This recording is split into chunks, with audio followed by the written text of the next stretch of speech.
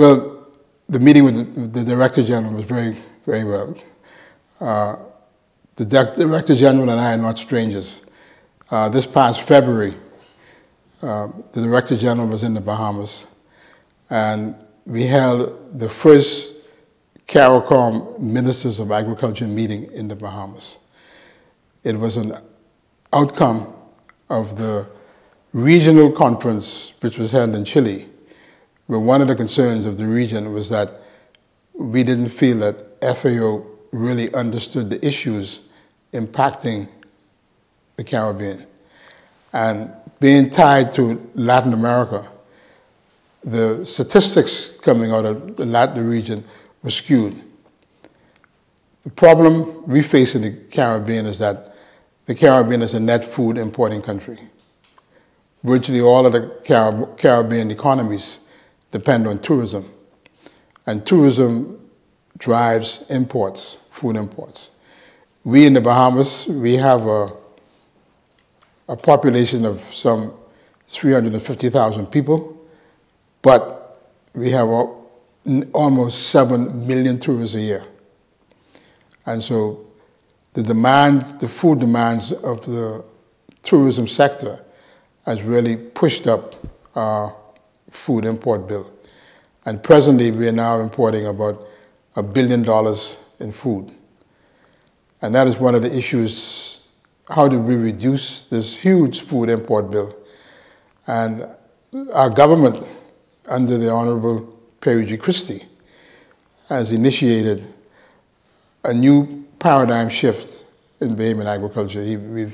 We've developed a 20-year plan which will change the trajectory of Bahamian agriculture.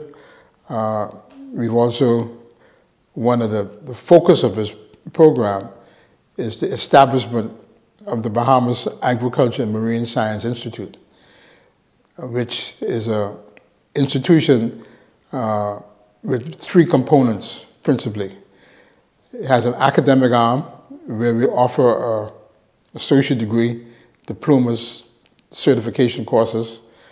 We have a tutorial commercial farm where we demonstrate what can happen commercially in our production system because we're concerned about being competitive, and we've already demonstrated that in the Bahamas we can be competitive with imports. For example, our goal is to lower the production costs when compared to the landed costs.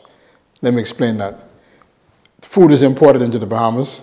They come from Latin America, all over. There's freight, there's duty. And the first cost is what we call the landed cost. And for example, you take papaya. The landed cost for papaya was $1.21. The production cost for papaya in the Bahamas was 40 cents. So we've been able to widen the gap between local production and the landed price. And so we feel that we demonstrate that with a number of other crops. And that is the mechanism that we can justify that we can have a competitive agricultural system.